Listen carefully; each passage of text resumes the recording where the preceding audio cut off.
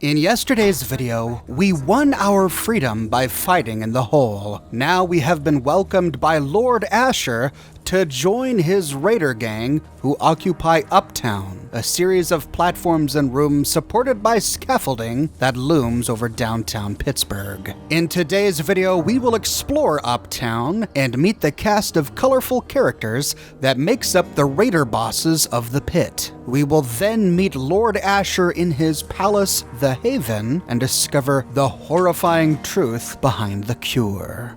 Uptown is a sprawling series of catwalks snaking in and out of the ruined skyscrapers that make up downtown. It is very easy to get lost and turned around. Plus, Uptown spans two different zones. This is the marketplace where Lord Asher gave his speech. At the very bottom, we find a door to Medea's home and the gate leading up a staircase to Uptown. If we go left around a corner, we find Friday's shop. Friday sells weapon, armor, and ammunition. We're gonna meet her in a moment. But turning around, if we take the catwalks that lead up through a big broken room to the rooftop of an adjacent building, we find the bar and grill. This is run by Harris, and we'll meet him in a minute. We then need to go through a door, which we find at the top of the staircase that we access through the marketplace to reach the second part of Uptown where we find Haven. The other side of this door leads to a big ruined room, which we can leave using a number of catwalks. Turning all the way around, we can go up or down. If we go down and to the left, we can access an alleyway that leads around towards Haven, or we can turn around and head out a door that leads to the mill and eventually to the steel yard. This leads to the gate that Hammer was guarding inside the mill.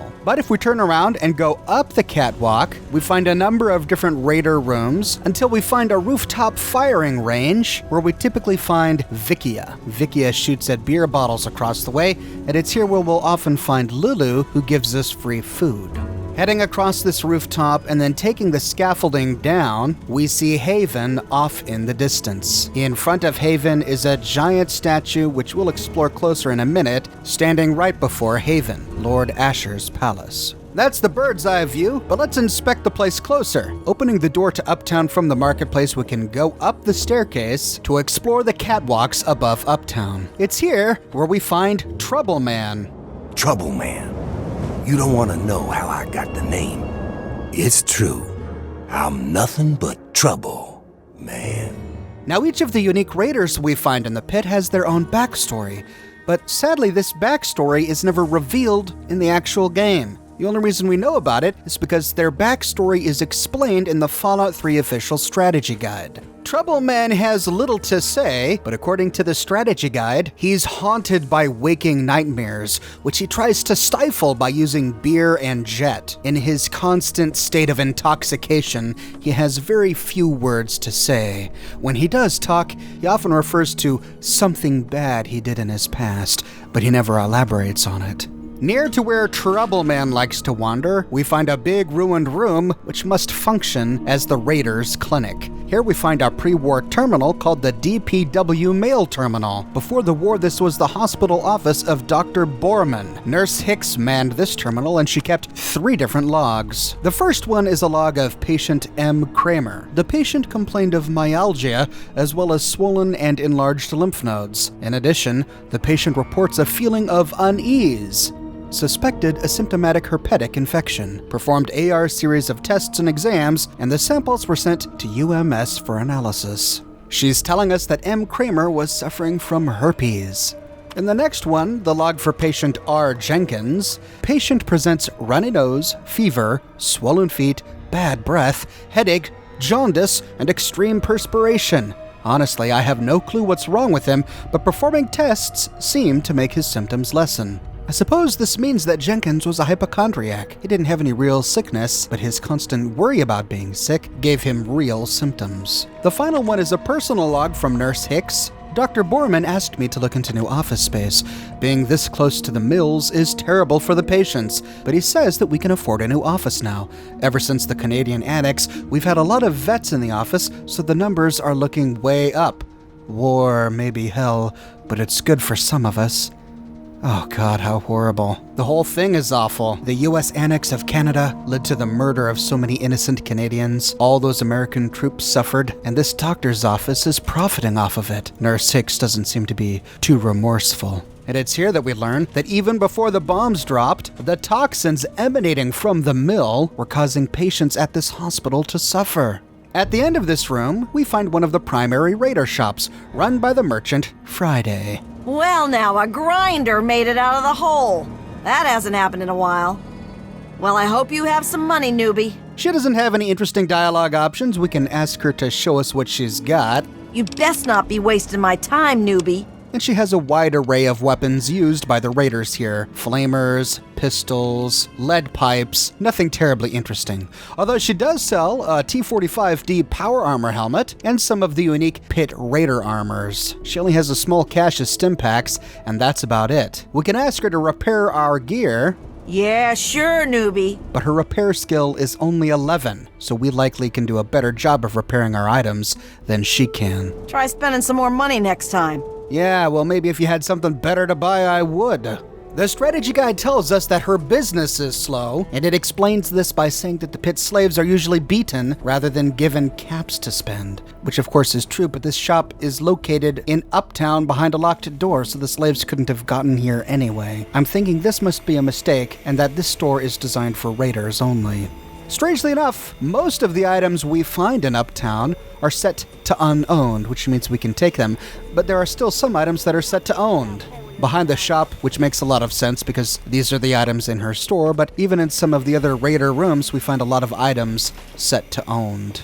While exploring the scaffolding overlooking the marketplace, we find the raider named Bingo. Bingo!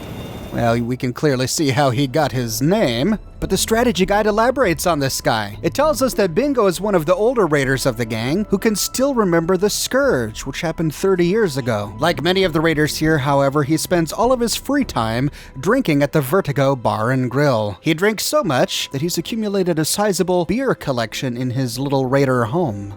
Going up the catwalks to the top, we find Jackson hanging out in the bathroom. Jackson, man. Don't forget it. Like the others, he has very little to say. We remember Jackson is the raider who confronted us in Medea's quarters just before we went out to the steel yard. The official game guide actually gives us a birth date for this guy. Jackson was born in 2257, making him only 20 years old when we meet him in the pit. Aside from that, the only notable thing about him is that he thinks Medea is hot, and he sometimes says the same thing about Bone. Heading up to the very top of these catwalks, we find a storage room filled with all sorts of scrap and a safe that isn't locked. But strangely enough, all of the chems that are on this shelf here are set to own, so we can't take it without stealing. But it's also here where we find the second DWP mail terminal. This terminal belonged to the Pittsburgh Department of Public Works. The last person who logged in before the bombs dropped was Hadley James. Here we find some of his private emails. The first one, Director James, I am once again writing to encourage you to resign your position following the disastrous reconstruction of the Wabash Bridge. While I understand that it was your desire to unify the city's skyline, we at the Pittsburgh Heritage Society feel that replacing the historical Wabash Bridge with a simple copy of the 10th Street structure was laziness bordering on criminal negligence on the part of the Department of Public Works. As the director of the department, the society holds you responsible. I will be addressing this matter at the next meeting of the county administrators. Emily Wise, Pittsburgh Heritage Society. As I explained in our very first episode on the Pit, in our world, the original Wabash Bridge was a train bridge, which was destroyed in the 20th century. But in the Fallout universe, the original Wabash Bridge was a car bridge, which was only destroyed by Hadley James himself to replace it with the replica of the 10th Street Bridge, which he thought would better tie together the Pittsburgh skyline. The reason Emily is so upset about it is because she believes that the Wabash Bridge had cultural significance, and she was sad that it was destroyed for something she believes is a silly reason. The next one, new seating assignments. Hadley, come on! You put me next to Jenkins? Seriously? I can't stand that guy. He smells like moldy feet, and he chews his damn gum so loud I can't concentrate.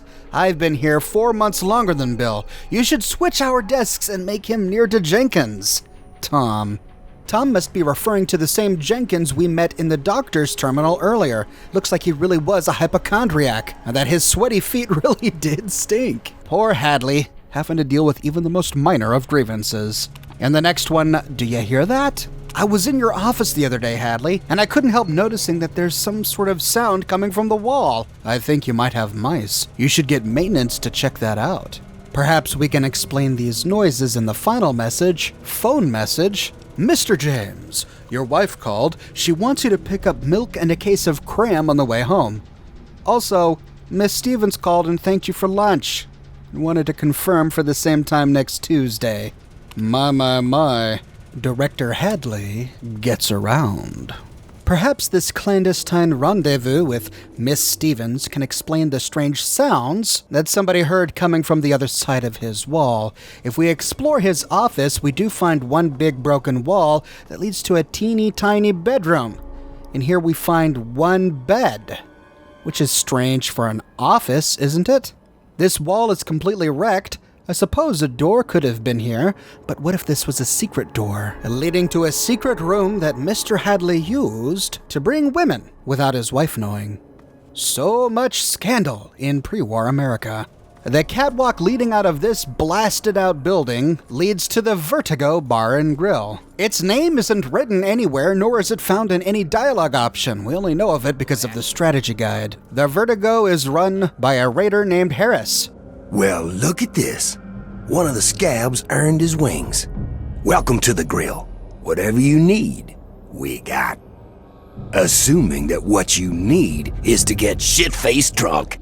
And he operates as a simple drinks vendor. It hurts my heart to see a sober customer. Though he does sell more than beverages, he sells an assortment of pre-war food and even some chems. Don't get yourself killed.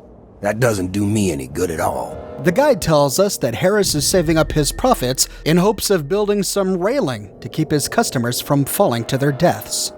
Yeah, I can see that being bad for business. Good call, Harris. With the catwalks above the marketplace explored, we can head through the door to Zone 2 of Uptown. We arrive in a big broken room filled with typical raider decorations. These raiders have even taken body parts, presumably severed from rebellious slaves, and used them to decorate mannequins. The catwalk leading out of this room gives us two options. We can turn left and go down, or turn right and go up. Let's go right for now. The catwalks climb to a rooftop where we find Lulu walking around. Well, if it isn't Asher's newest pet, he doesn't let many mongrels into his mansion. Him and his keen eyes must see something special in you, so Lulu's going to keep her eyes on you, too. What do you mean, Asher's keen eyes? The Lord of the Pit knows all, and his eyes see promise where others see rubble. What does he see in you? A cure? A scourge? Or maybe nothing more than a plaything? I'll tell you what's special about me. I kick ass. Ha! That rules out your wit. It must be something else that makes you so interesting to our Lord. Soon, Lulu will see what lies inside you. But first, perhaps Asher's pet needs to be fed. Don't call me a pet, you freak. Oh, but aren't we all pets of our Lord? He built this menagerie and chose each of us to live in his world. Good pets do work, find food, build weapons, and kill the unclean. Good pets get food and Lord Asher loves them. Bad pets get drowned in the rivers. Lulu knows all about being good, so Lulu is in charge of feeding other good pets. All right, yes, I'll take some food. Then here, delicious food for you. Eat and be good. Instead of the slop that the poor slaves have to eat, these raiders get to eat noodles, and we get it for free. Next to Lulu, we find Vikia. She's got a big rifle in hand, and she is shooting at bottles across the way. Oh, look! Another worker who thinks they can address their betters. I'm sure everyone's impressed that you killed a pig in the hole. But don't think that makes you an equal. Why are you such a jerk? It's the price I pay for perfection. And a fair price it is if it means I can avoid things like you. I assure you, I am more than your equal. Much more. I'm sure you think so. The delusion of equality is part of what makes your kind so pitiful. Behind her is a nice little relaxation point with an assortment of booze around the couch. As we're about to leave, a raider named Duke walks up. Guess we've got another soldier. Don't think you're so special, kid. You're not the first to climb your way out of the mud. How many other soldiers came from the hole? You'd be surprised how many of us worked our way up, even if we don't like to admit it. The rest are just toughs from the wasteland who decided to join the biggest gang around. Either way, watch your back around here. Nobody got to Uptown by playing nice. I bet none of you have seen the things I've seen. That's a pissing match you don't want to start around here. We've got people from every blasted-out crater on this coast. Don't mistake us for those drugged-up idiot raiders out in the wild. They're an embarrassment to the profession. You just go out there and prove yourself to Asher. We'll all be watching. The official guide tells us that Duke is stuck up with delusions of grandeur, and that he's constantly vying for Crenshaw's second-in-command position next to Asher. He also has a crush on Vikia, and is constantly competing for her affection, which she is loath to give him. It's then that Redup walks up. We don't need another dirty worker up here. Just because Asher lets you in doesn't mean we have to like it. Watch you stepping Uptown, or you might just take a tumble. That seems like a real risk, considering there are so few safety rails. Oh, you're definitely looking at a lot of risk up here. Watch out, or you'll get fed to the trucks. They just love eating trash. If you don't like it, I hear there's an opening for work downtown. I already fought my way out of there once. There ain't no force in the pit that could make me go back there again. Not you, not Asher, not anything, got it? Well, Redup is one of only 4 previous slaves who worked their way up just like we did. Despite being a slave, the guide tells us that he takes an overzealous delight in punishing slaves for misdemeanors. It says that he doesn't even think twice about executing those whom he deems to have wronged him. This is the guy who met us at the gate if we chose to enter the pit by killing Mex and the raiders at the gate. If we chose to enter the pit that way, when we meet Redup again here, we have the option to challenge him to a one-on-one rematch. He then turns hostile and attacks, but if we kill him, none of the other raiders become hostile. Next to him, facing a wall, is Phantom. Hey, if it isn't the newest addition to our little family. You hit the jackpot now, whiz kid. You're in Asher's army. Now's when the hard work really starts. You really think you work harder than the slaves in downtown? Fuck yes, we do. Those lazy workers get food and board, and all they have to do is work the mill and complain. But we're the ones who go out on raids to get that food, and we're the ones getting shot at for their lazy asses. So don't you get all weepy for those scabs downtown. They don't know how easy they got it. Trust me, I know how to work hard. I hope so, for your sake. You screw up down in the mill, you just get a beating. It's harsh, but it heals. But if you screw up when raiding a caravan, you get gut shot and bleed out in the dirt. So you better be as tough as you think you are. But I do what I can to keep our mistakes from being too fatal. If you need to drop some rats, I'm here to help. He's not a doctor, but he's the closest thing these raiders have. Once a day we can hit him up for some rat away. Then say no more, friend. Can't share much, but they should do the trick. Use it in good health. And for some reason, he likes to attack this painted wall. From here, we can go down to the ground and head towards Haven. If we go down an alleyway, we can unlock a gate which leads to a ruined apartment complex. This apartment complex is filled with pre-war skeletons, stim packs, chems, medical supplies, food, and a whole lot of trogs. There's no lore here, we don't find any raiders here. It's just a little minor dungeon to explore in the interim.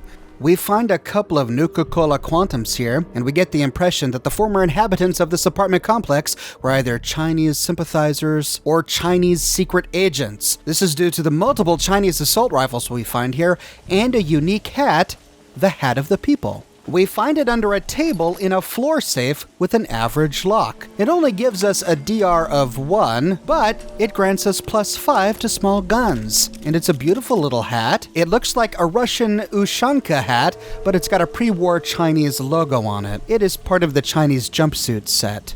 Heading out the door leads us back to the train tracks that go right in front of Haven. Here we often find Mona roaming around. You got something to say, or you just here to stare at the freak? Wow, what happened to you? Go take a swim in the river. You'll find out for yourself, asshole.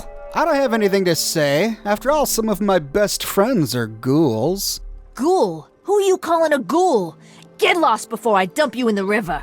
The game guide tells us that she's more deformed than many of the other raiders because she liked to spend her time swimming in the nearby rivers. Her flavor dialogue hints that she may have been swimming while chasing a runaway slave who ultimately got eaten by a river monster.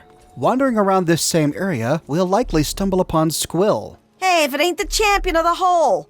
That was a hell of a show you put on down there. Good thing, too. Otherwise, I was gonna start shooting down there myself just to keep things interesting. Glad I kept you entertained then. That worked out well for all of us, didn't it? And don't worry, I'm sure I'll find some excuse to take a pot shot at you later, so we can all look forward to that. Good thing you didn't. I would have shot back. I should hope so. That's what I did when I was fighting down there. And it really gets the crowd going when they see you've got some fight in you. Squill is one of the 4 former slaves who fought her way to freedom in the arena. The final one we're going to meet wandering around out here is O-Dog. He hangs out right in front of Haven. Saw you earn your ticket uptown. Don't start thinking that makes you special. You're still just meat. You just got moved up to a higher grade of sausage is all. Oh, that's real appealing. Hey, it's not pretty, but it's the truth. We're all just meat in the grinder out here. Today's hotshot is tomorrow's trog chow. Nothing to it but to be the best and eat our fill before we're next on the plate. Work hard, and you might just be a grade A cut like me. I'm more than just meat. You wait and see. Not hardly.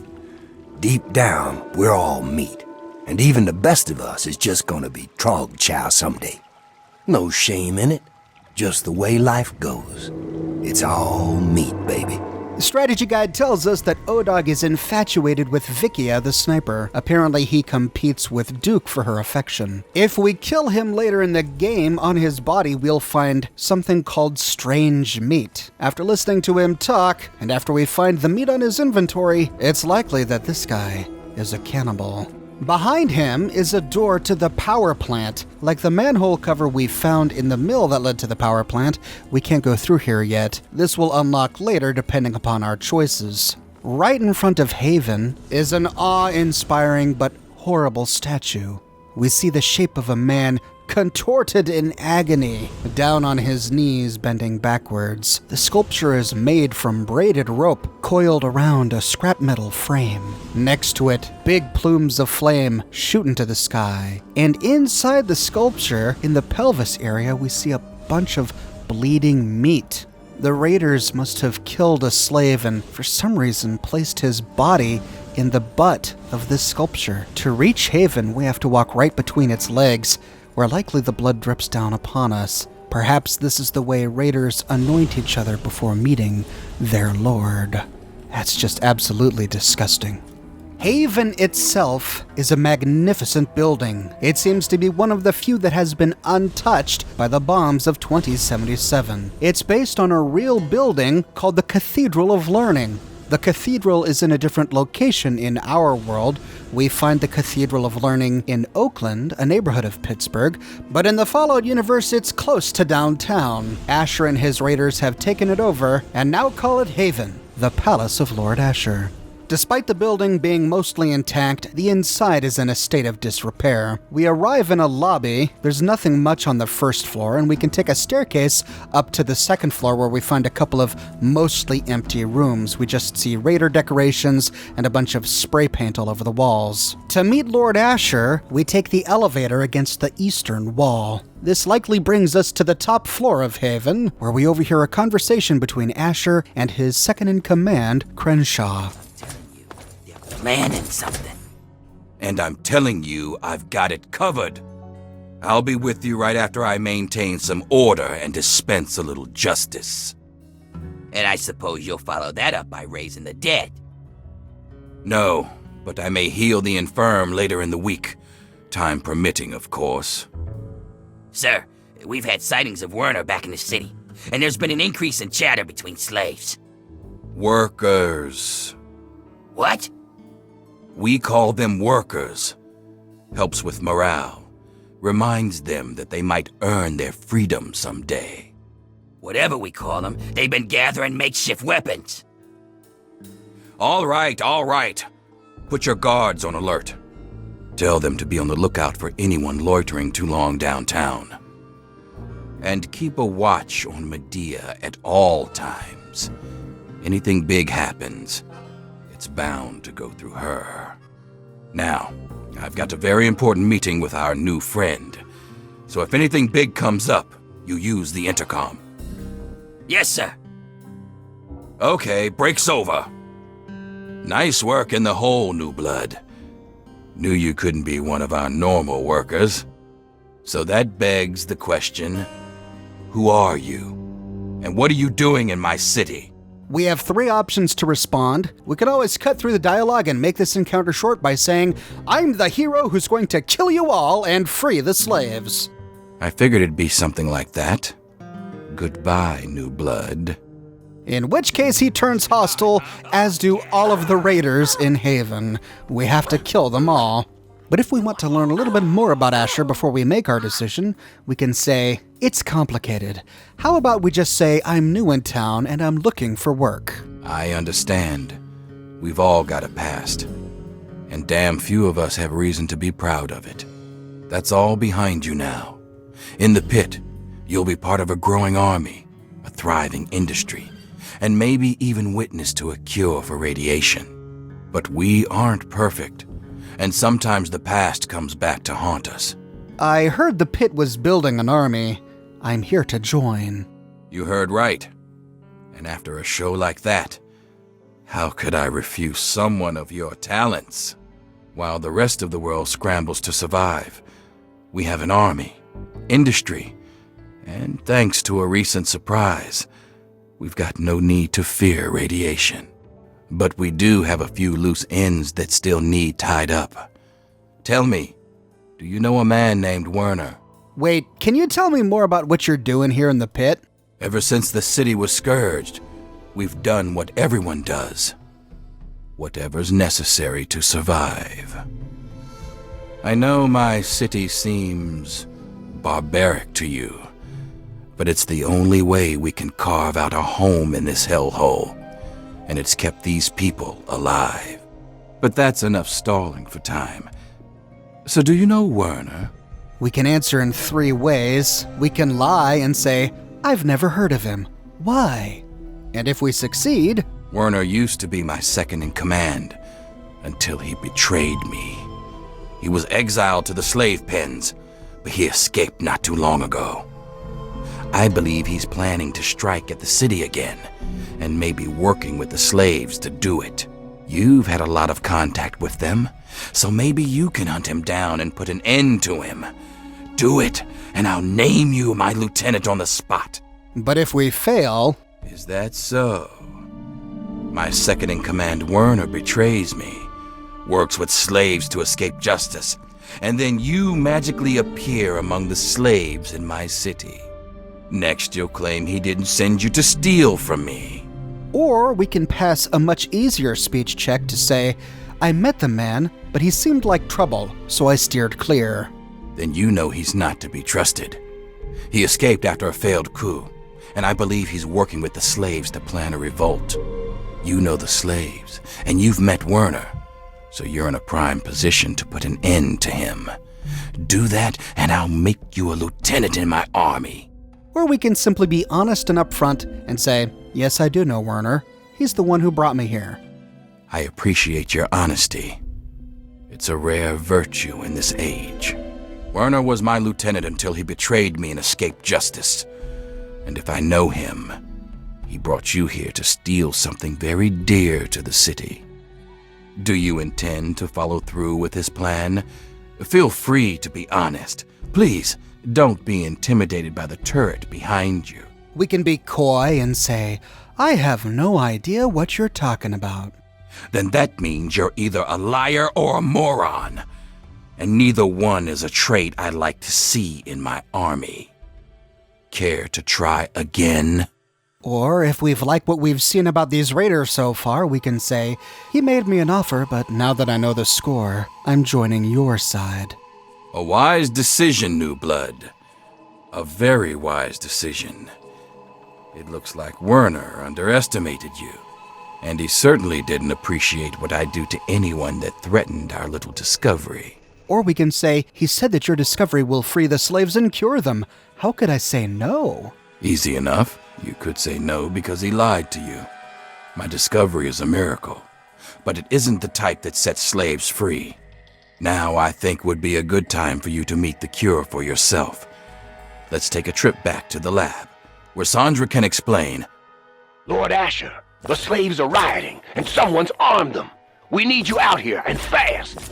Damn it, I'm on my way. I suggest you forget Werner's offer and consider mine. Stop Werner, and you'll have a bright future in the pit. Don't disappoint me, new blood. Werner lied? What does Asher mean when he says that the miracle won't set the slaves free? Well, Asher ran off in a hurry, but to find out, we can head through the northern door. If we turn left, we find a little lab with a woman named Sandra walking around in a lab coat. And next to her, a baby? What is a baby doing here in this lab? Wait a minute, I thought these people couldn't have babies due to the toxic irradiated mutagens emanating from the pit. Let's see if we can get some answers from Sandra. Oh, I wasn't expecting Asher to let you into the lab. I'm Sandra, and if I know my husband, he's already made you an offer to join us, right? So you're here to see our little miracle, aren't you? This is my daughter Marie. She can be a handful, but my little angel is going to save the city. We have 3 ways to respond. We can be sarcastic and say, I've got a bad feeling this isn't just bring your daughter to work day. Don't be silly. It's the best of both worlds. As a mother, I love that I can spend all day with my daughter. And as a scientist, it's great to work on something that will benefit the city. Or we can be rude and say, I don't care about your spawn. Where's the cure? Pull your head out of your ass and you might realize they're one and the same, idiot. Or we can say, hey, that's nice, but why do you have your daughter in your lab? Actually, it's a combination lab and nursery. Little Marie needs a lot of attention and care if she's going to cure the city. Wait, you're kidding me. A baby can't be the cure. No, really. It's nothing short of a miracle. But Asher and I couldn't be happier. Our daughter was born with an immunity to the Pitt's mutations. What's more, Marie's miracle should lead us to a vaccine for others, and maybe even protection from other effects of radiation. You mean she has a natural and transferable immunity of some sort? Well, this is a nice surprise. Apparently you and Asher are the only other people who know anything about science in this place. Yes, it seems that our daughter was born with a naturally acquired immunity to any form of mutation. It's nothing short of a miracle, honestly. I'm still trying to figure out why, but she may just hold the key to stopping the Pitt's Trog problem. Hell, maybe other types of mutations too. You're using your own child as an experiment? You monster! No, nothing like that. Calm down. These are just observational tests and perfectly safe for Marie. Aren't you worried about hurting Marie? Oh no, these tests are perfectly safe. In fact, between the crib and her uncanny health, she's probably the safest child in the world. Asher and I would never risk her health. And if that means it takes longer to develop a full cure, then, well, everyone else can wait. So the cure is a child, a baby.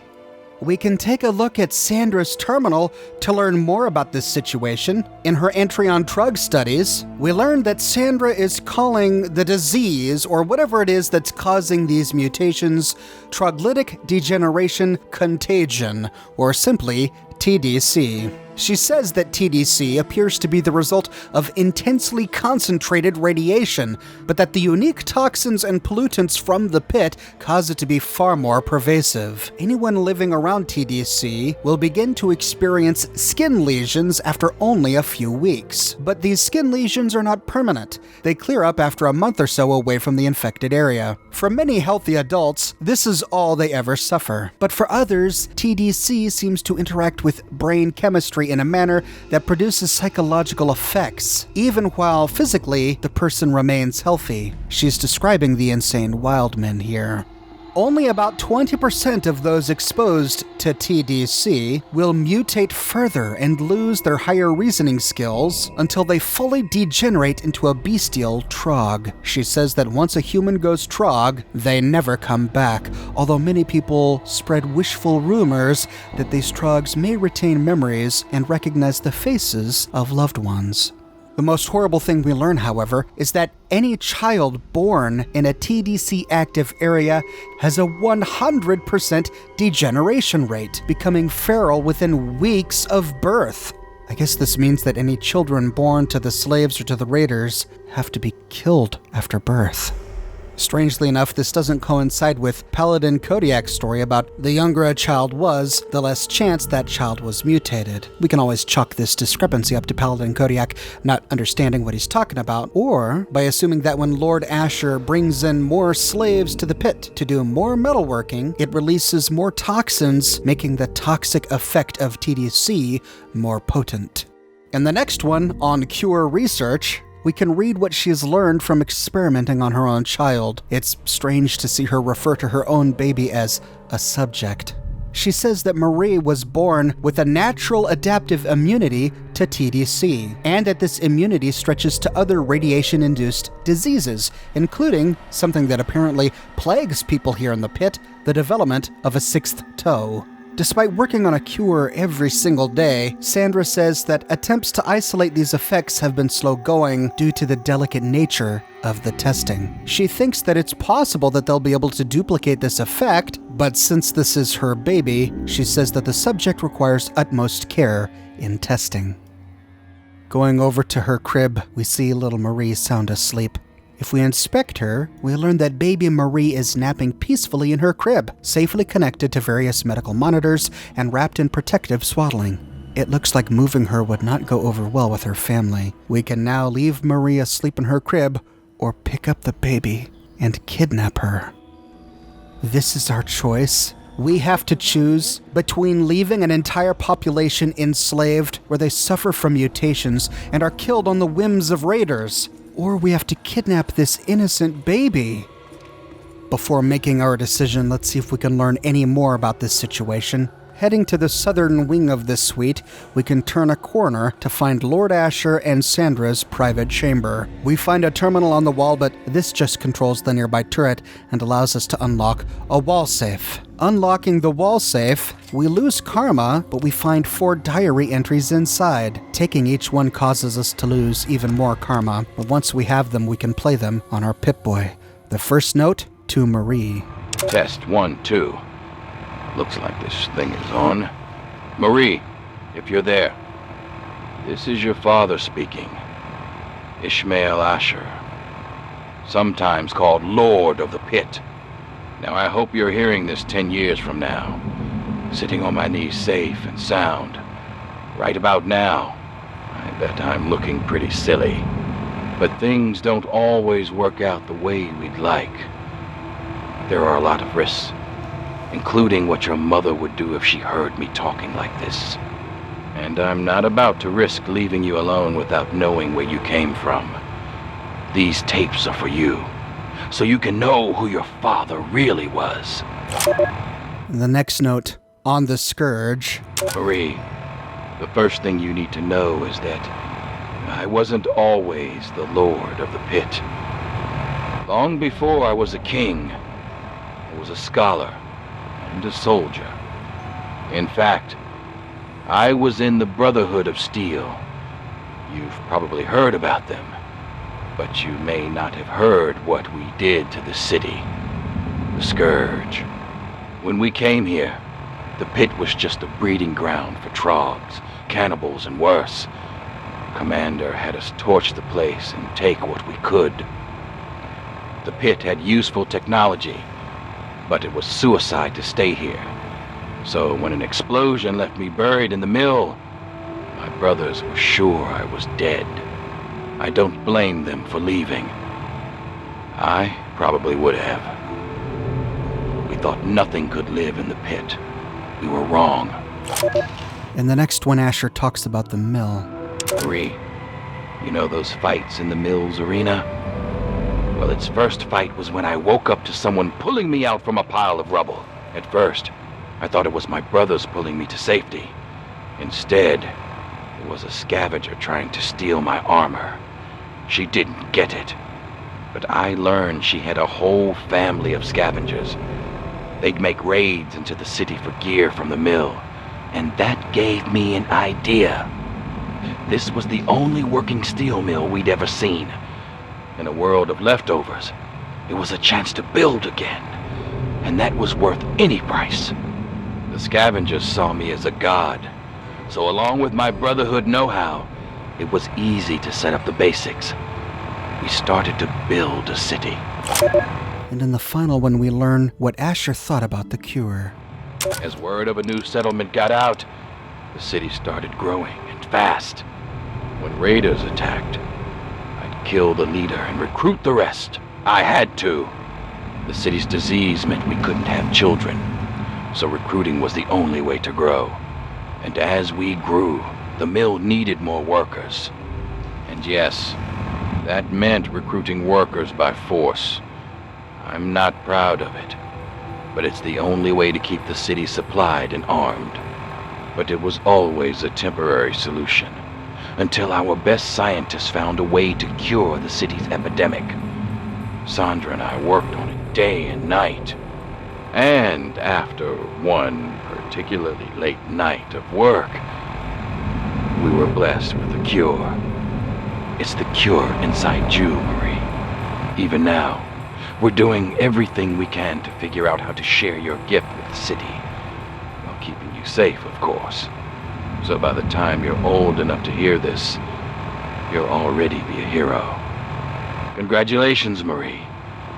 You've already saved us all. I knew you would.